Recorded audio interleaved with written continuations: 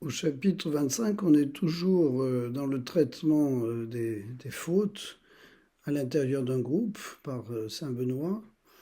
Et là, Saint Benoît s'attache à voir quels sont les remèdes pour des fautes vraiment graves. Alors, qu'est-ce qu'on appelle faute grave dans un groupe? Ben, ça peut être une faute de trahison, ça peut être une faute de détournement d'argent, ça peut être une faute de une blessure de la fraternité par accusation erronée, ça peut être une fuite de son devoir en n'étant pas, euh, comment dire, fidèle à son poste et en cultivant dans une autre sphère une double vie, par exemple, quelle qu'elle soit.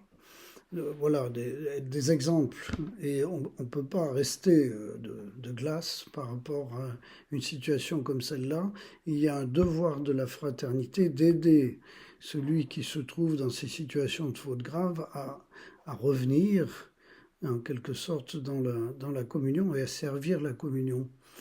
Et donc, il y a aussi un autre lieu stratégique qu'évoque Saint Benoît dans ce chapitre, qui est le lieu du travail. Travailler en commun, travailler dans des ateliers avec d'autres, c'est une manière de construction de la communion et de ressentir la communion. C'est d'avoir un but commun et être en quelque sorte mis aussi là un peu à l'écart en travaillant seul, par exemple, sans avoir la concertation avec les autres suffisamment.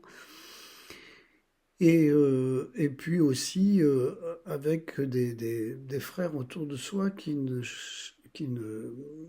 qui sont, auxquels on demande de ne pas nourrir le contact avec ce frère en difficulté, mis à part ceux qui sont chargés de l'accompagner pour pouvoir lui permettre d'exprimer là où il en est et lui permettre d'avancer. Donc il y a aussi là un lieu qui cherche à augmenter la prise de conscience de la difficulté et de la conversion qu'il va y avoir à opérer.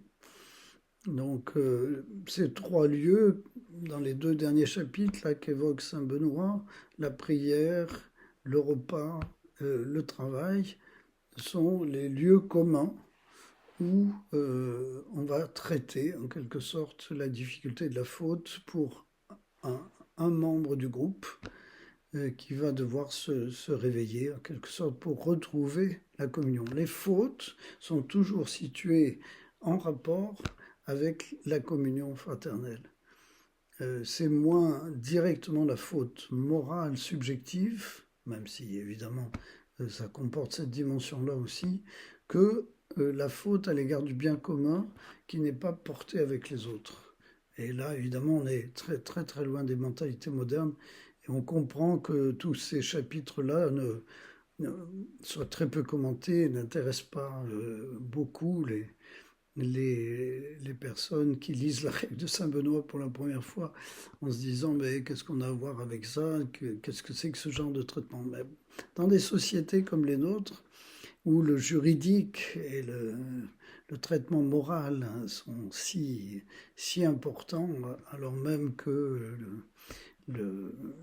l'attitude individuelle se veut très très libérale, et comme en contradiction avec ce souci moral et juridique de l'institution, il y a lieu de travailler dans le groupe, dans tous les groupes, que ce soit la famille, l'entreprise, la communauté ou les associations, de travailler cette dimension du bien commun à porter ensemble.